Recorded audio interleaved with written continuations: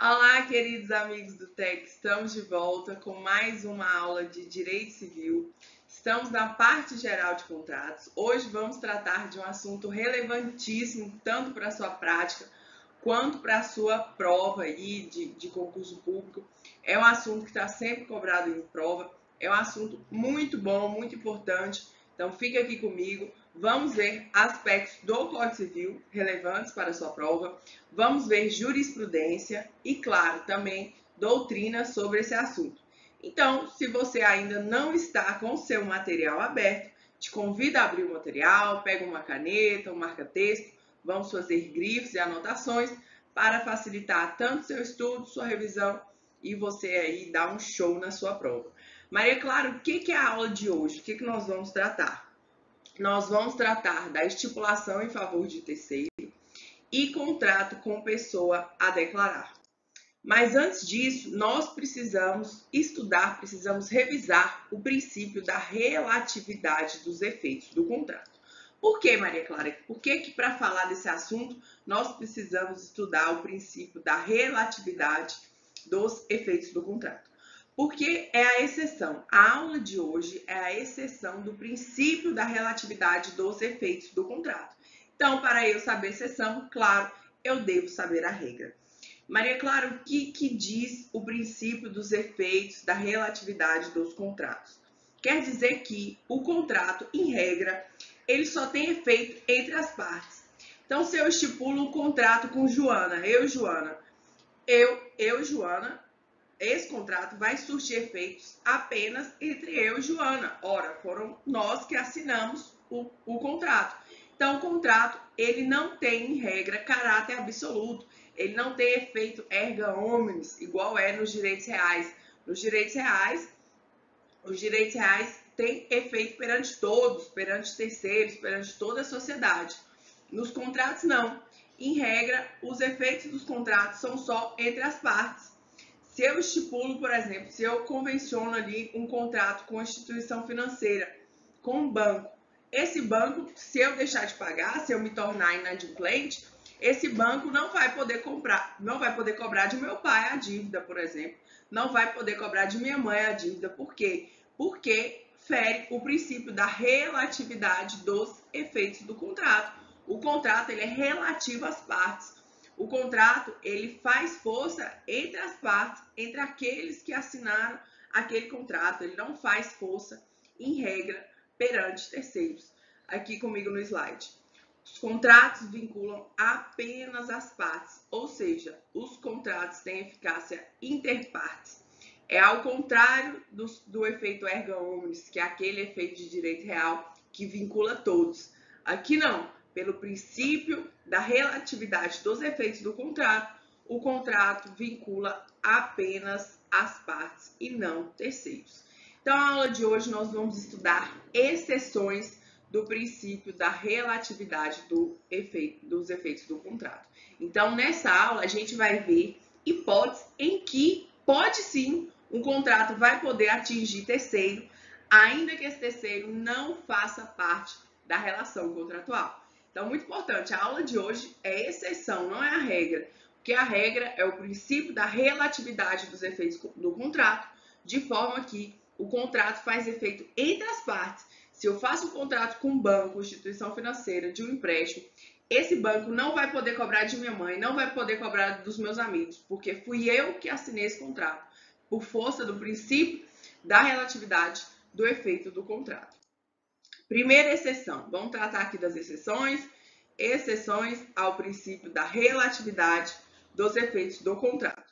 Primeira exceção é a promessa de fato de terceiro. O que é isso, Maria Clara? Tem previsão expressa no Código Civil dessa exceção do princípio dos efeitos da relatividade do contrato. Nós temos previsão expressa no Código Civil. E a promessa de fato de terceiro é o seguinte: eu prometo um fato de terceiro. Por exemplo, eu sou uma empresa, eu tenho uma empresa de eventos. E aí eu prometo que lá no dia do seu casamento, Gustavo Lima vai cantar no seu casamento. Então, nós estipulamos, assinamos um contrato. Veja só, o contrato é só eu, minha empresa de eventos, só a empresa de eventos, e você que vai casar. Gustavo Lima não tem nada a ver com esse contrato, ele não está nem sabendo que foi firmado esse contrato. Mas eu, por meio da promessa de fato de terceiro, o que eu faço? Eu prometo, faço um contrato com você falando que eu vou contratar Gustavo Lima para você. E Gustavo Lima vai cantar na sua festa de casamento. Eu tenho certeza, combino com o Gustavo Lima, que lá, 9 horas da noite, vai começar o show lá no seu casamento. Isso é uma promessa de fato de terceiro. Vamos ver aqui o dispositivo pertinente do Código Civil. Da promessa de fato de terceiro. Artigo 439. Aquele que tiver prometido fato de terceiro responderá por perdas e danos quando este não executar. Então, no nosso exemplo, se eu comprometi com você que eu iria contratar Gustavo Lima para tocar na sua festa, e se porventura Gustavo Lima não vai, o que acontece? Eu me torno inadimplente com você e eu respondo por perdas e danos que surgir aí desse fato de terceiro que não cumpriu. Então, se eu estipulo com você, se eu contrato com você, a segunda situação, eu vou contratar Gustavo Lima para a sua festa de casamento. E Gustavo Lima não vai, porventura eu não consigo contratar Gustavo Lima e ele não vai. Eu, não Gustavo Lima, respondo por perdas e danos. Eu respondo por esse fato de terceiro que não executou. Parágrafo único. Tal responsabilidade não existirá se o terceiro for cônjuge do promitente, se for meu cônjuge, dependendo da sua anuência, o ato a ser praticado, e desde que, pelo regime do casamento, a indenização de algum modo venha a recair sobre seus bens. O que isso aqui quer dizer? Esse parágrafo único é um parágrafo único bem contraditório, ele tem divergência na doutrina, porque ele diz o seguinte: vamos supor que meu esposo está viajando para Miami e eu estou aqui cuidando dos negócios e eu estou vendendo uma casa para você. Meu esposo deveria consentir na venda dessa casa, deveria dar a ortoga conjugal ali, da assinatura dele, de que ele está de acordo com aquela casa, a depender do regime de bens. E aí eu vou e ligo para você e falo, ó, vamos firmar esse negócio, vamos vender essa casa. Eu já liguei para o meu marido, ele falou que está de ok, está de acordo, e que ele vai assinar assim, depois que ele retornar de Miami, ele vai assinar, eu prometo que ele vai assinar. E aí a gente estipula esse contrato. Se porventura meu esposo, ele depois não consentir e falar, não quero vender essa casa, ele não vai poder responder por isso, se o regime de bens assim o disser, de acordo com esse parágrafo único. Agora, a contradição é o seguinte: o próprio Código Civil diz que essa venda é anulável, porque se eu faço um contrato de compra e venda, por exemplo, sem anuência do cônjuge, essa venda ela é anulável e o prazo decadencial é de 2 anos. Mas está aí, parágrafo único, pode ser cobrado a literalidade ali numa prova objetiva, você precisa conhecer ele. Aí o artigo 440 diz o seguinte: nenhuma obrigação haverá para quem se comprometer por outrem, se este, depois de ser obrigado, faltar a prestação. No nosso exemplo, se eu combinei com você que eu contrataria Gustavo Lima para o seu casamento, para a festa do seu casamento, que ele iria cantar lá. Aí depois de contratar Gustavo Lima já entra em contato com você e ele se compromete, não, agora o contrato é nosso aqui, nós já podemos resolver, eu vou sim cantar na sua festa. Então, se Gustavo Lima se compromete e ele, depois de se comprometer, faltar, eu não respondo, nenhuma obrigação haverá, de acordo com o artigo 440 do Código Civil. Então, isso aí, a promessa de fato de terceiro, é uma exceção ao princípio da relatividade dos efeitos da relatividade do contrato e cobrado em prova, muito importante, aquele que não faz cumprir a obrigação, se o terceiro não cumprir, o promitente, ele responde por perdas e danos, ele vira inadimplente. Segunda situação, é a estipulação em favor de terceiros. O que estipula em favor de terceiros pode exigir o cumprimento da obrigação.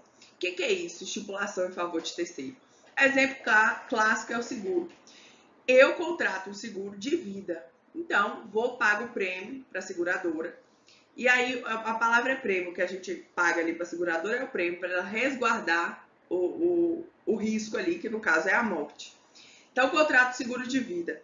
Quem vai ser o beneficiário de seguro de vida? Eu não vou, porque eu já vou ter morrido, né? O seguro de vida, a indenização é paga com a morte do contratante, daquele que contratou o seguro de vida. Então, eu não vou ser a beneficiária, é um terceiro que é o beneficiário. Por isso que é uma exceção ao princípio da relatividade dos efeitos do contrato. Porque eu estou beneficiando um terceiro, um filho, um marido, uma esposa, um neto, quem eu quiser beneficiar no meu seguro de vida. Então, eu contrato com a seguradora o seguro de vida, sou eu a seguradora. O terceiro beneficiário não tem nada a ver com esse contrato. O terceiro beneficiário, ele só vai receber esse dinheiro depois da minha morte, mas ele não contratou, ele não pagou, não fez nada, não participou da relação contratual. Por isso, é uma estipulação em favor de terceiro. Eu estou contratando um seguro de vida em favor de meu filho, porque na hora que eu morrer, eu quero que meu filho receba esse dinheiro. Veja, meu filho não participou da relação contratual, ele não assinou contrato com a seguradora, ele não, às vezes não está nem sabendo, muitas das vezes não está nem sabendo. Aí ele recebe este dinheiro. Por isso que é uma exceção do princípio dos efeitos da relatividade contratual. Artigo 436. O que estipula em favor de terceiro pode exigir o cumprimento da obrigação. Então, depois que eu morrer lá no meu seguro de vida, meu filho, que é o terceiro beneficiário, ele vai poder exigir o cumprimento da obrigação, ainda que ele não tenha participado do contrato, porque ele não participou. Mas eu estipulei em vida para ele, meu seguro de vida, e ele vai poder exigir. Parágrafo único. Ao terceiro, em favor de quem se estipulou a obrigação, também é permitido exigi-la, ficando, todavia, sujeito às condições e normas do contrato, se a ele anuir e o estipulante não inovar nos termos do 438. Parágrafo único diz o quê?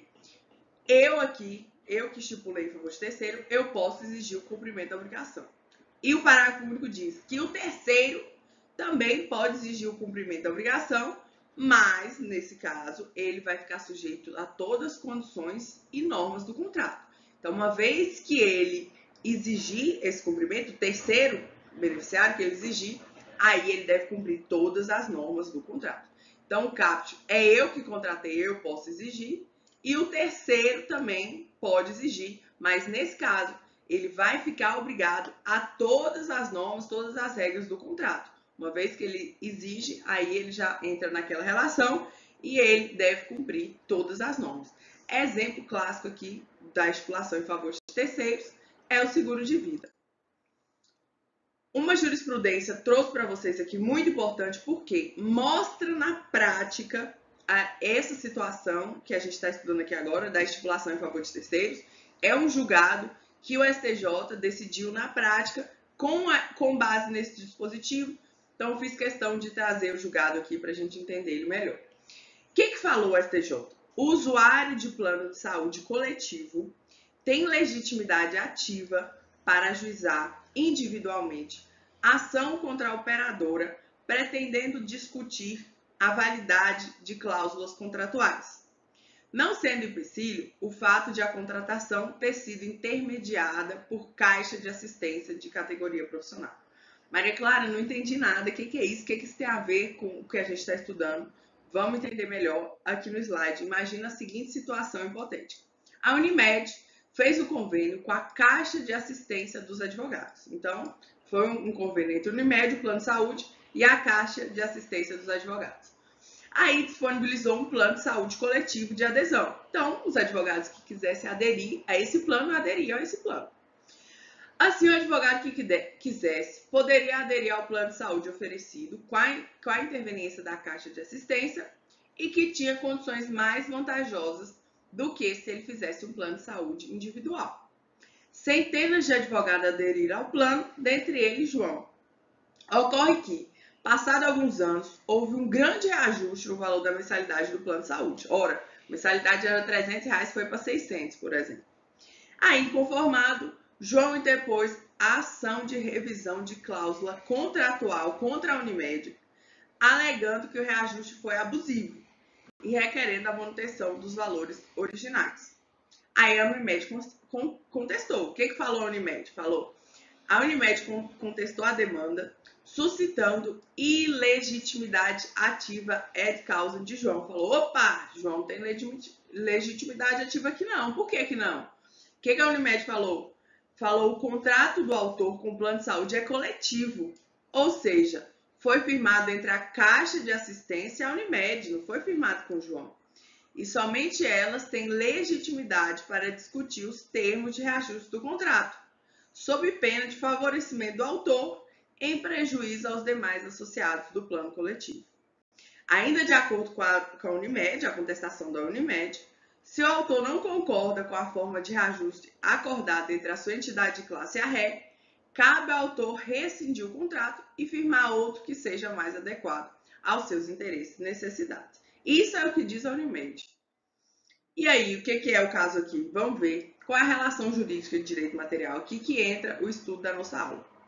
A legitimidade exigida para o exercício do direito de ação depende, em regra, da relação jurídica de direito material entre as partes.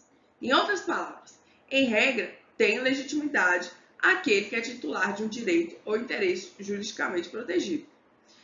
Vamos tentar identificar essa relação no caso concreto. No plano de saúde coletivo, o vínculo jurídico formado entre a operadora, no caso a Unimed, e o grupo de usuários, advogados, caracteriza aqui uma estipulação em favor de terceiros, o que nós estamos estudando aqui agora. O que fez? Um plano de saúde em que a Caixa de Assistência do Advogado contratou com a Unimed um plano de saúde para os advogados, então estipulou em favor de terceiros. A Caixa de Assistência, que é estipulante, fez com o plano de saúde uma estipulação em favor de terceiros, que são os advogados. A relação havida entre a operadora Unimed e a estipulante Caixa de Assistência é similar a de um contrato por conta de terceiros. Por fim, para os usuários, advogados, a estipulante Caixa de Assistência é apenas uma intermediária, uma mandatária, não representando a operadora de plano de saúde. Na estipulação em favor de terceiro, tanto o estipulante promissário, que é a Caixa de Assistência, quanto o beneficiário advogado podem exigir do promitente, prestador de serviço Unimed, o cumprimento da obrigação. Então, aqui, tanto a quem está estipulando, de acordo com o Código Civil, nós vimos lá no caput que aquele que estipulou em favor do terceiro pode exigir, e o terceiro que foi estipulado também pode exigir, mas nesse caso que ele exigir, ele vai ficar obrigado a todas as regras e normas do contrato. Mas ele pode exigir. E vem aqui o STJ afirmando, na estipulação em favor de terceiro, tanto a estipulante promissária, ou seja, que é a Caixa de Assistência, quanto o beneficiário advogado podem exigir do promitente prestador Unimed o cumprimento da obrigação. Artigo 436, parágrafo 1 do Código Civil. Aqui comigo vamos ler de novo o dispositivo. O que estipula em favor de terceiro pode exigir o cumprimento da obrigação. Quem estipulou no nosso caso aqui foi a Caixa de Assistência de Advogados. Ela pode exigir. Mas, João, o beneficiário vai poder exigir também? Parágrafo único nos responde. Ao terceiro, em favor de quem se estipulou a obrigação, também é permitido exigi-la. Então, João também vai poder exigir, ficando, todavia, sujeito às condições e normas do contrato, se a ele anuir e o estipulante não o inovar nos termos do artigo 438 do Código Civil. Assim, na fase de execução contratual, o terceiro beneficiário, João, nosso exemplo, passa a ser também credor do promitente. Os princípios gerais do contrato amparam tanto o beneficiário quanto o estipulante, de modo que, havendo no contrato cláusula abusiva ou ocorrendo fato que onere excessivamente, não é vedado a nenhum dos envolvidos pedir a revisão da avença, mesmo porque as cláusulas contratuais devem obedecer à lei. E isso que decidiu o STJ. Beneficiário de plano de saúde coletivo tem legitimidade ativa para questionar as cláusulas contratuais, revisão desse contrato. Vamos agora para a terceira situação, a terceira exceção dos princípios da relatividade dos efeitos do contrato. Qual que é essa, Maria Clara? contrato com pessoa a declarar ou cláusula pro amico eligendo. Eu vou explicar isso aqui, por que tem esse nome aqui, esse sinônimo. E muito importante você lembrar desses nomes, que às vezes esses nomes são cobrados em prova. Você pode até saber o que é contrato com pessoa a declarar e não lembrar que é cláusula pro amico eligendo. Muito importante, já escreva aí na frente do artigo 467, cláusula pro amico eligendo. Vou te esperar aqui, escreva aí, porque isso é importante para a sua prova, você não vai confundir esses nomes. Não adianta nada saber o instituto todo e não lembrar do nome sinônimo. Então vamos lá, o que é contrato com pessoa a declarar? É uma cláusula contratual por meio da qual uma das partes reserva para si o direito de ser substituída por outra no contrato. Vamos ler o dispositivo para facilitar a compreensão. Artigo 467.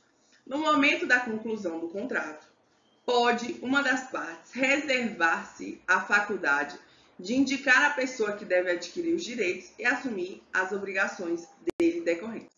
Maria Clara, não entendi o que é isso não. Como que funciona isso? Vou dar um exemplo que aconteceu de fato lá nos Estados Unidos. Aqui comigo no slide. Lá nos Estados Unidos tinha um parque da Disney, Walt Disney. O senhor Walt Disney criou o primeiro parque dele. E era um parque muito, já criou com sucesso, e aí em volta aqui um monte de hotéis, instalaram hotéis para abrigar esse pessoal que vinha do parque, lotou os imóveis, tudo super valorizou aqui em volta do parque, e o parque lotado, não tinha mais bilhetes, tickets para comprar, estava muito lotado. E aí o Walt Disney pensou, não, eu preciso criar outro parque, eu preciso construir um parque muito maior do que esse aqui, eu quero construir outro parque. Aí veio lá na Califórnia e imaginou um parque grandão aqui ó, na Califórnia, tamanho de um monte de fazenda enorme. Acontece que o Walt Disney, ele já estava muito famoso aqui nesse parque. Esse parque deu repercussão no mundo inteiro, supervalorização aqui nos lotes em volta. E aí ele pensou, se eu for comprar essas fazendas aqui para mim construir esse novo parque que eu quero, esse parque novo.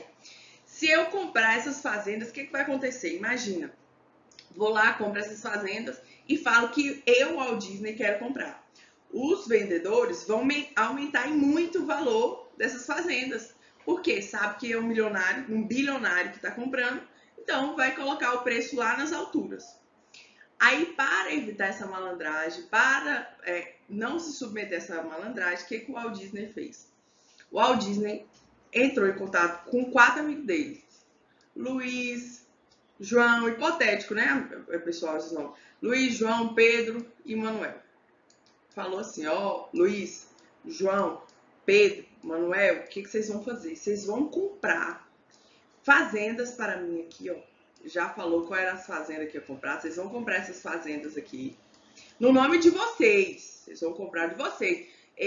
Os vendedores não podem saber que sou eu, Walt Disney, que estou comprando, não. Porque senão vai aumentar em muito preço. Imagina, o vendedor sabe que o dono da Disney está indo construir um parque enorme lá, que vai super valorizar tudo e aumentar tudo, inflacionar tudo.